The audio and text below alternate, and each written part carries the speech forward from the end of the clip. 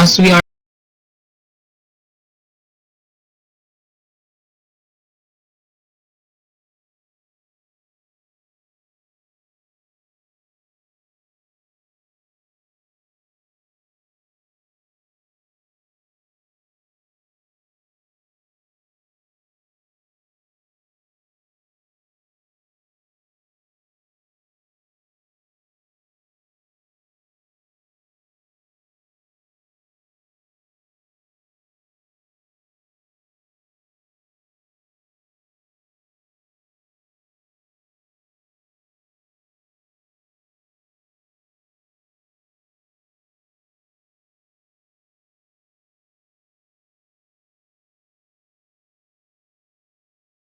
by the 25 days or 4 Sundays before Christmas.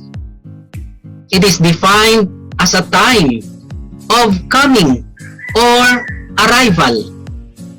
Advent is simply taking time each day.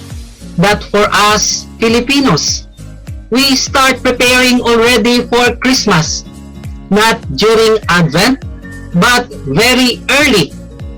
In fact, starting on the month of September. But the big question is, are we really prepared? Why are we preparing? And to whom we are celebrating?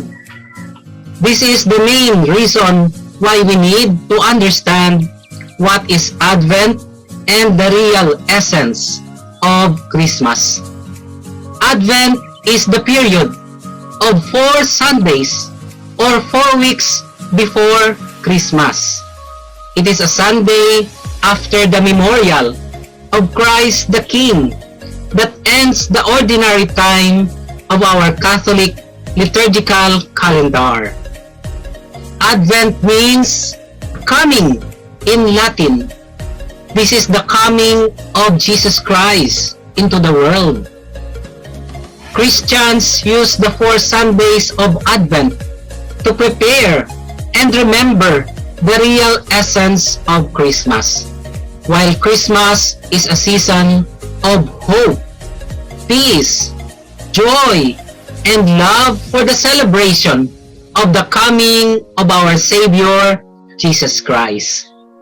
Why is Advent essential to celebrate? Advent reminds Christians of the sacred meaning of Christmas.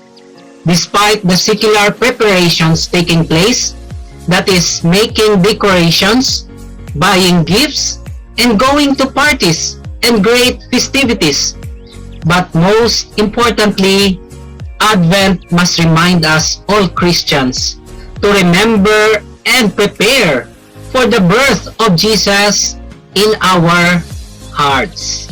How do we celebrate Advent meaningfully? There are a lot of ways in which you can celebrate this holiday season. By listening and reflecting to Advent and Christmas songs, attending the Holy Mass, confess your sins, reconcile with your enemies, spend time with your family, helping and serving others, and lighting of candles on our family Advent wreath. Where did Advent wreath originate? Like many traditions, the modern day tradition of Advent wreath originates in Germany in 1839. This is in order to help the children in a mission school to prepare themselves and count the days before Christmas.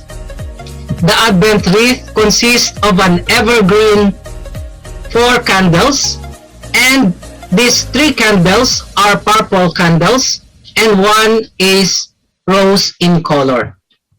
The candles are lit every night during Advent.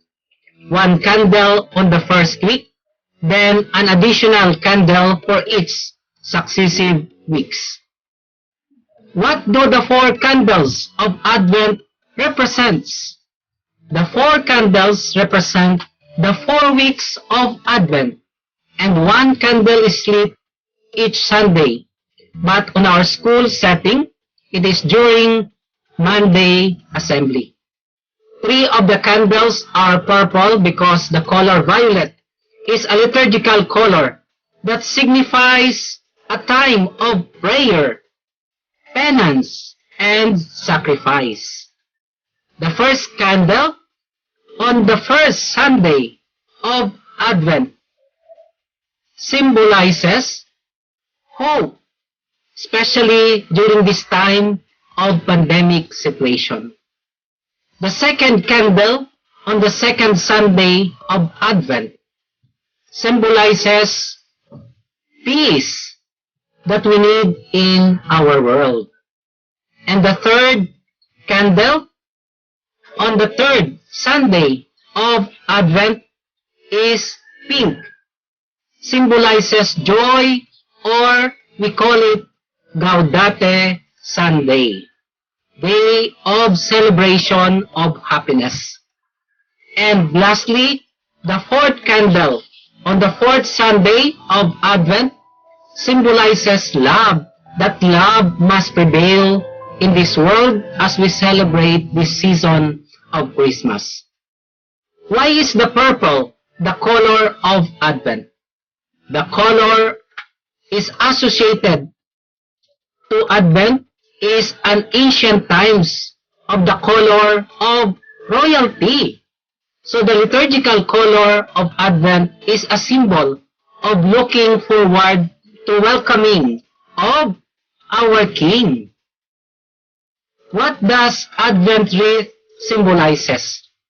Advent wreaths are circular, representing God's infinite love, and are usually made of evergreen leaves, which represent the hope of eternal life brought by Jesus Christ. Why is Advent so important?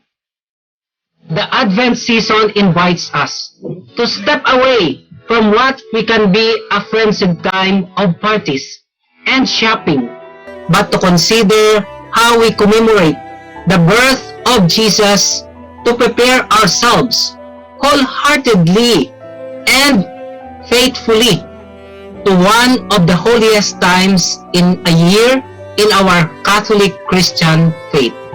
For us Filipinos, that as we celebrate the 500 years of Christianity, this is a time for us to reflect and to renew and strengthen our faith, to let us be born again in our own homes and in our hearts.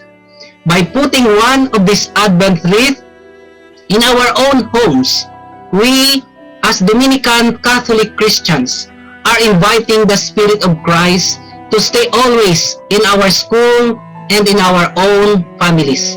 Let us be ready and prepare wholeheartedly to welcome always Jesus in our lives. Again, let us remember that Advent is the arrival of something important. We wait, we prepare, and we pray.